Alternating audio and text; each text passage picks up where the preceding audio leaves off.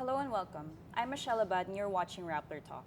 Today we are sitting down with Juan Antonio Perez III, the Executive Director of the Commission on Population and Development, or POPCOM, to talk about teenage pregnancies and why they believe it should be declared a national emergency. So welcome to the show, Mr. Perez. Yes, I'm happy to be here. Okay, so maybe to start off, we can start with a overview of the state of teenage pregnancy. So perhaps numbers, figures, or any kind of perspective that can give our viewers a reason to think why we should prioritize this matter more. Yes, from 2000 to 2010, there was a sudden increase in teen pregnancies noted by our civil registration. It went from 126,000 per year, and I'm talking about 10 to 19-year-olds giving birth. It suddenly shot up to 200,000 in 2010. And it has stayed at that level up to 2017, the latest data that we have, when it was at around 196,000. All that means is over 500 teenagers, adolescents are giving birth every day. And that's around 24 teenagers or adolescents giving birth every hour. Yeah. And if you count the number of families led by minors that have, come into being since 2010, that's around 1.2 million families led by minors that came into being in the last 7 years, 8 years. So that is a burden that is not only carried by the families, the mother, the child mother, or we call it the batang ina. It's a burden that she carries, but it's also a burden that the immediate family carries. And such burden may lead to, first, health issues. So there will also be problems with the infant, the child, as well as, we call it an economic cost. The cost for a young mother, batang ina, to have a child in this country is that she will have to forego income or earnings such that she will probably be earning 20% of what a teenager would have earned if she had completed school, if she had not had a child. So the economic burden we estimate every year is around 33 billion pesos lost to these mothers, to these young mothers. And if you belong to an already poor family at the time that you got pregnant, then you are actually perpetuating the poverty to your own generation, from your mother's generation to the next generation. So it's what we call intergenerational poverty. And for these reasons, sir, you think that the president should call it a national emergency? Yes, the national emergency exists because of the huge numbers that come into being, let's say, every year. That's around 150,000 minor-led families every year. That's a good size, one town or two towns. All led by family with constituents. We have minors leading families. But I think the emergency part for us is the fact that 1 out of every 16 pregnancies every year is a second pregnancy, a repeat teen pregnancy. So that's 30,000 repeat pregnancies occurring every year. And I think we would like government to be able to act to stop repeat teen pregnancies. And that would be possible if local governments and health providers had freer, would be able to provide family planning services directly to these teen moms or adolescent mothers. Because we've seen that if you don't provide a method to those who give birth the first time, they're bound to repeat. So you must provide a method to to these teen moms. But of course, we begin with information. Then a method or that they would choose. It can even be a natural method, doesn't have to be artificial method. It's our program is entirely voluntary, based on informed consent. So we'd like to have the freedom to provide this service and information, which is not possible right now under the rules that the Supreme Court has provided. They said you can only provide services to batang ina if they have the consent of parents. So it's quite unusual that mothers have to ask the permission of their mothers, no, Yes, we'll get to that, to sir. get that. Pero sir, ito muna, ano po yung typical profile of a young mother or isang batang ina? Well, typically, ang batang ina gets into a relationship because she feels that she has to, you know, to respond in to her, you know, to her partner, and that response is usually, you know, done in a hurry. They're not prepared. They haven't really thought about what's going to happen. Very often, they think that just one instance of premarital sex will not lead to pregnancy, that they will not be exposed to sexually transmitted diseases. And well, if she has hopes, of course, of being a mother in the future, having 2 to 3 children, but more often she'd like to have it happen at a later time. So most of the time it's really not with a degree of reluctance that they go into premarital sex. But the typical mother, sir, it's what kind of social class would she be in, or mga ganun, sir? The Demographic Health Survey of 2017 showed that most of them are rural, living in rural areas, belong to the 20% poorest strata of the population. So for us, we need to reach out to this sector, no? Yes. The rural poor, in a way. That's also the same target for family planning in general, no? So they tend to follow the same pattern as the unmet need of women in the entire population.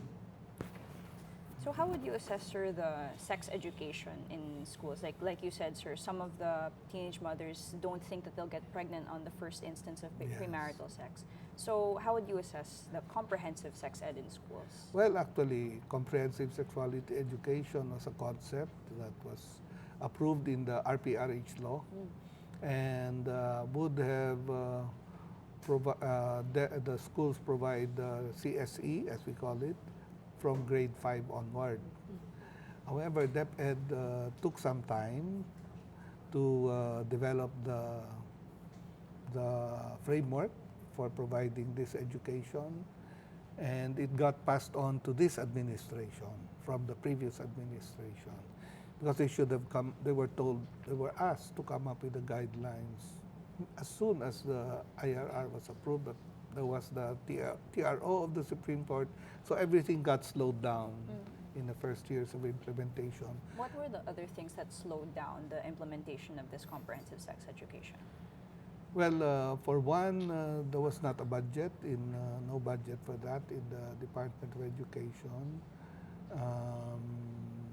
And, you know, the system, the educational system, really takes 1 to 2 years to put in something new into the curriculum. What they've done is to integrate it in the existing curriculum, which was also under development with K to 12. So they're really doing many things in the DepEd. But they have agreed on how they would introduce it in 6 subjects, that it would be integrated. but we really haven't seen it tried out yet. So we hope that next year DepEd will have the resources to start implementing it. Of course, with aid from agencies like DOH, POPCOM. Apart, sir, from the administrative processes na baka walang budget, ganun, do you think there's also cultural implications here that some teachers may be hesitating to teach this comprehensive sex education because of Filipino culture, or do you think that's not much of a problem? Well, Secretary Briones was saying in last August that the teachers in DepEd feel, that sometimes the kids know more than they do. And they're hesitant to talk about, complex and, unusual subjects to them, like sex, like the human body, the terms that you use for body organs. Hindi sila sanay, they feel very difficult, to the extent that sometimes they invite health workers to the classroom so that they will be the ones to explain. Not so the that's teachers. happened, not the teachers. So that implies that they need to be trained, if possible, from their normal school, where they are formed as teachers. But it's not there now. So DepEd has to, develop a crash course for these teachers. I think there are probably 500,000 of them that, at least a good number of the 500,000 have to have this crash course before they can go on to doing it. So we might have to think about, some innovation in some areas. Like I said, health workers can come in to help. Immediately that can probably be done. And civil society organizations can come in to help also. PTAs, we're looking at their possible role, because parents are, based on the surveys made by UP Population Institute, parents are not playing their supposed role in the formation of their children. So, but in the instances where parents and kids talk, PMS or premarital sex doesn't happen as often. Yes, sir. But even if that happens, or doesn't happen rather, that parents don't really talk about the birds and the bees, kumbaga, with their kids, they still seem to know a lot. So, what are the prevailing attitudes of teenagers towards sex and procreation, and what kind of sexual behaviors are we seeing today, and how does this compare to 5 to 10 years ago? Well, actually, in the years 2002, between the years 2002 to 2013, we saw an increase of PMS, premarital sex, from 20% of 15 to 19-year-olds to 30, a 50% increase. We also saw an increase in the use of smartphones, access to internet. We had 80% of young people saying they had access to smartphones and internet. They had 500 friends in their social media platforms. So there was this sudden, an explosion of access to the internet, social media, that in many cases were unfiltered and learning from each other rather than from adults. So I guess all of these confluence of, circumstances, plus behavior like drinking, smoking, all of these were, like a perfect storm that led to this situation where you have suddenly a 50% increase in teen pregnancies. And that has not abated, but has gone down by maybe 10,000 in the last 2 years, but still there, still 500 getting pregnant every year. And we feel in the commission through Secretary Pernia that government has to take action from now. He first called it a national social emergency, but more properly a national emergency. Probably hits the mark more. And we have asked the Department of Education to take the lead in coming up with an executive order that would, affirm that there is a national emergency, and then get national agencies to start working, coming up with a map, series of actions. Um, there is a human development poverty reduction cluster in the cabinet that most likely will focus on this. And then to solve the issue of access to family planning services, we hope the legislators, like Risa Ontiveros, the senators who have spoken up,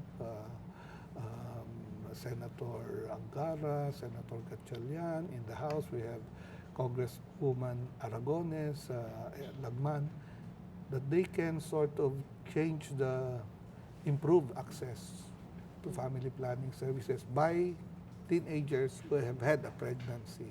It's not access to all teenagers or adolescents, but just those who have had a pregnancy, miscarriage, or who have had, who are already parents themselves. So it's just easing the access, Yes, giving them more information, and on the preventative side, through comprehensive sexuality education, we can bring down the total number of, the big volume of teen pregnancies. Yes, sir. Sometimes, though, I've heard of cases that some teen pregnancies or some teen moms came to be in their situation not necessarily because they lacked sexual education, but perhaps the parents told them that, oh, magpakasal ka na sa guy na to, meron na siyang trabaho, kaya kanyang buhayin. So, minsan may mga nagpapakasal ng 18 years old and nagpapakabuntis na. So, because of opportunities in livelihood. So, what can be done about these kinds of situations? Well, actually, I've heard this is more prevalent in areas like Muslim Mindanao, where you have arranged marriages almost, where for parents they seek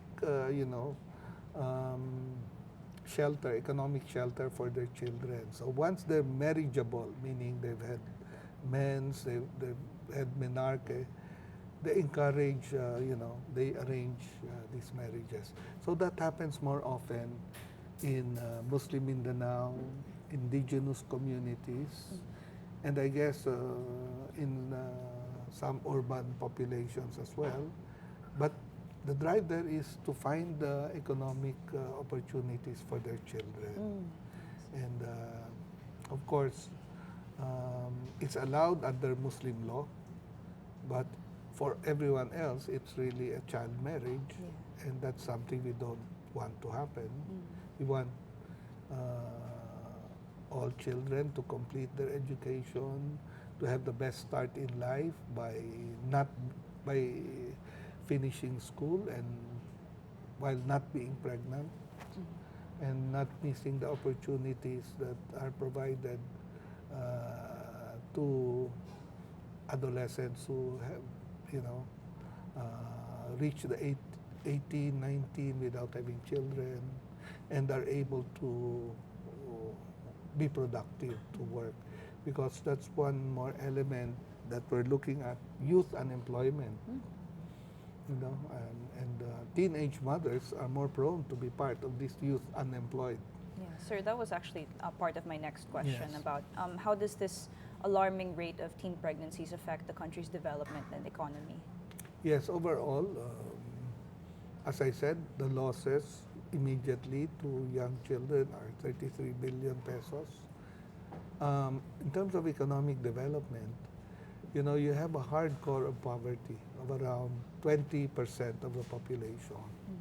And if we do not solve this issue of teen pregnancy, that hardcore will remain at that level. Our target is to go from 21% poor to 14% within this period of from now to 2022. That will not be possible if we don't address teen pregnancy. And that's why Secretary Pernia made that announcement. If you imagine that the number of poor individuals that we want to bring down is 6, 7, or 8 million between the start of the administration and 2022, in the same period of time, you'll have almost 1.2 million teenagers becoming young parents. They will just add to that number of poor Filipinos. So instead of reducing it by 6 million, 7 million, we might just be able to reduce it by 5 million. Because that's a number that will continue to drag on local governments and national government. We're actually working that in the law. Social protection be given, social support by local government, maybe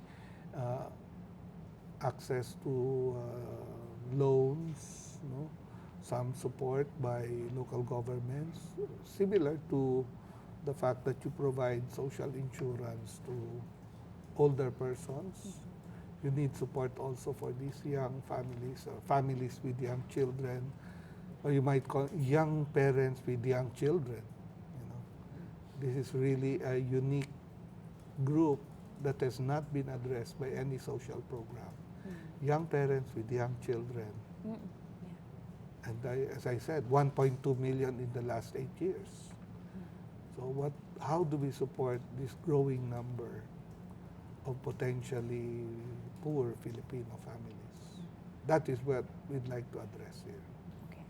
Let's go now, sir, to talking about the RH law and its implementation. So this is a very meaty topic. There's a lot to talk about. So I think one of the very strong points for the anti-side of it was the government will have to shell out billions of pesos to fund, like, for instance, free birth control and family planning methods to be distributed by centers. And do you think now we have or had enough budget for the implementation of the RH law? Well, we still think that even with the RH law, we've only added around 2 million women into the program from the time the RH law was approved in 2012 to now, which is 6 years, so about 2 million. But we really need to add 6 million more women into the program. So DOH and POPCOM have projected that between now and 2022, we need 10 billion pesos more to go into the program to bring in at least 4 million women into the program. That would need additional resources for DOH. We would also need to reach out to groups of the population that are not traditionally reached by the program, like workers, women workers, farmers, fisher folk, because they're not taking on the program. That's where you have high unmet need, large families. Is there no access in these areas, or hindi lang Just thinking about the workers. Okay. Most companies don't have family planning services in their premises. And the health centers are open at the time when they are at work. So we need to bring health services to the companies, to the places of work, to where the farmers are. They're out in the field all day. They don't have time to go to the center. So we're looking at more community-based family planning programs, more proactive services that reach out to these sectors, workers, fisher folk, families, and farmers, and indigenous populations as well. We also have to increase our presence in Muslim Mindanao. They've actually had a great increase in family planning access there, but they're still behind the rest of the most of the country, where you have 40% to 50% access in Mindanao. In Muslim Mindanao, it's still around 30. So there are areas, pockets of the population that we need to reach out. And all in all, that's around 4 million. So maybe let's look at the way that the RH law was designed. They refer to birth control methods as family planning methods. Yes. So minsan yung notion ng ibang tao, yung kapag nakarinig sila ng family planning methods, it means pang mag-asawa lang yung birth control methods. Yeah. So it appears to them that adolescents should not be using um, birth control methods. But let's face it, young people are having sex. They Yeah. have always been having sex, and they will completely. 1 in 3 now. Yeah, So we need to always. address that. And there's no scarcity of premarital sex at all, regardless of social class, whether that's rich or poor. So, in the sense, how can the implementation of the RH law be improved for adolescents who need to seek um, resources for birth control or family planning methods? Yeah, we'd like to see an opening for the 200,000 adolescents who give birth every year by providing them information and the service if they want it. Right now, of course, with the consent of parents. So they would constitute easily 10% of our program. And right now, they are the ones with no access because of the ruling of the Supreme Court. So we would have to ramp up our program by at least 10% to reach them, aside from the sectors that I mentioned earlier. So there's still a lot of work to be done. Now, I guess when we talk about birth control, that is a notion that had been popular in the 90s, even the 80s, particularly by people who felt that government was limiting the population, the choices, when in fact our program now is purely voluntary, there is no force, and we are not out to limit the number of people, of Filipinos, but we only want to limit the women getting pregnant to those who really want to get pregnant. Because a good number of them, we feel around at least 2 million Filipinas don't want to have any more children, but because of no service or no access, they still get pregnant. So the 2 million who want no more children, we'd like to help them. And then there are probably around another 2 million who want to be able to space the number of children. Their family planning methods work. Our program would really have a big impact. But for those who want no more children, that means providing tubal ligation, or I would prefer that the men take on the task of getting a vasectomy, rather than the women having to have their partners having to have a tubal ligation, which is an operation intra-abdominal. So it's more risky. But sir, what about yung unmarried young people who are not thinking about yet how they're going to plan their family, Yes. but they want to stay safe? And paano yung mga ganyang cases, sir? How can the implementation of the RH law help those young unmarried people? Yes, I think the comprehensive sexuality education would be crucial in that case. That they're provided the information, they know how to protect themselves from STDs and pregnancy if that's something they want to avoid. We would prefer, as a program, that people not get pregnant until 18, 19, but as you said, it happens. So it's basically the provision of information, comprehensive sexuality education, reaching out to out-of-school youth also, because most likely they're the ones who might be engaging in this more than others. So we would not limit services, but to those who are sexually active. Actually, in the next Philippine Development Plan, we're looking at the effect of the RH law on all women rather than just married and women with partners. We need to find out whether there is a need for those who are sexually active. But the last survey, on sexual activity outside of marriage or outside of cohabitation was not as large as you might think. The numbers were quite small. So I don't know if sexually active women, girls, are not saying so.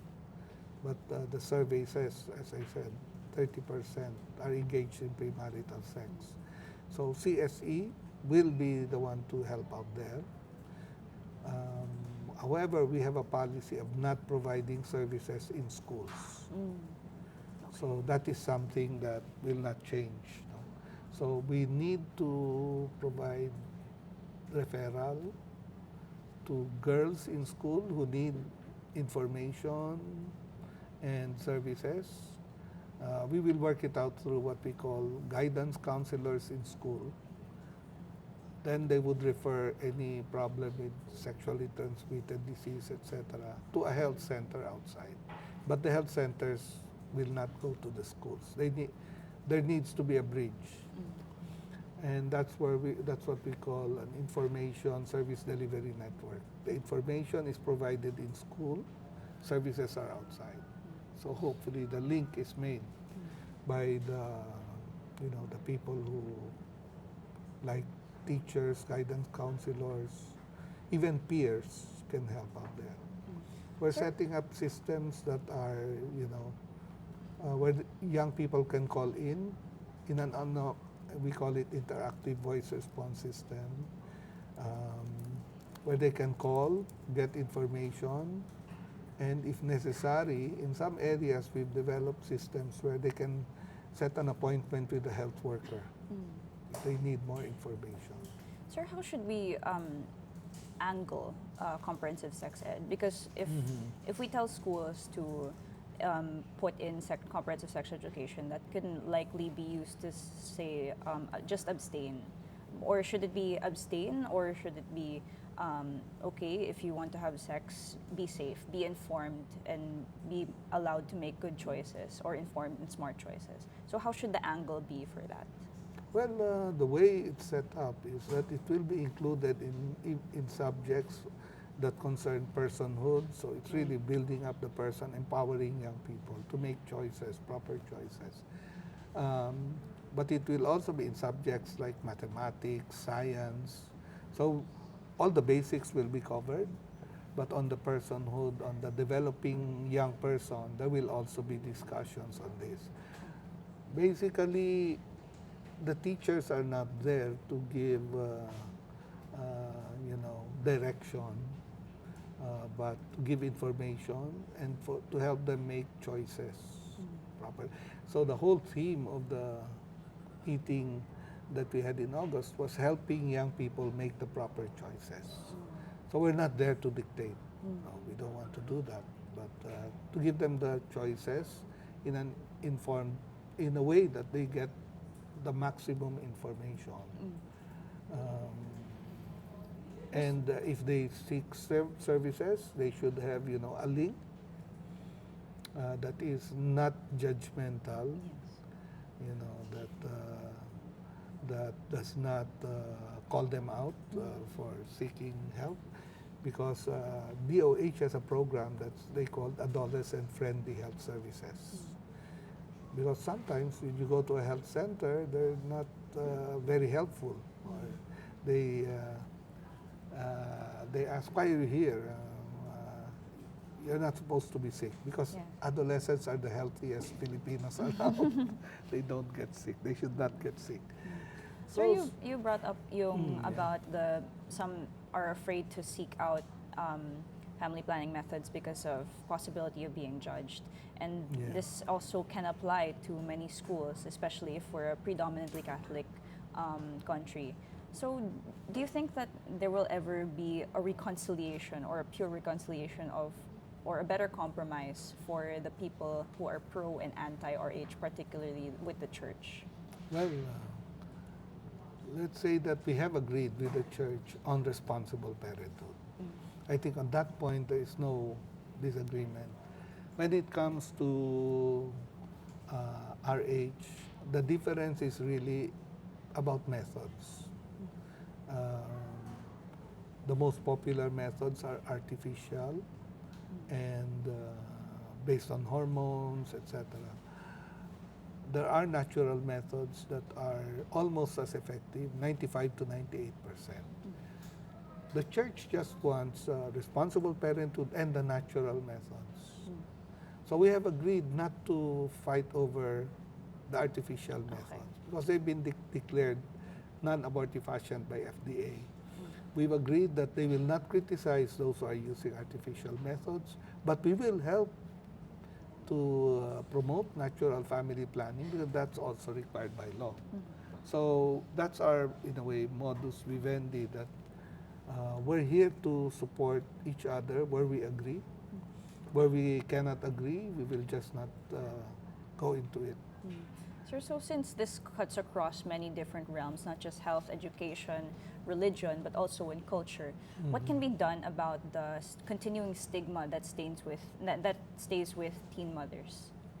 Well, in a way, what we'd like to see are more examples of teen mothers who overcome their situation, and so that there is less, that the society is more supportive. That's why we talk about social protection programs for young mothers, something that's not there yet, because they're not yet seen as a population at risk. For us, they're a population at risk. With social protection measures, what's the ideal situation for a teen mother?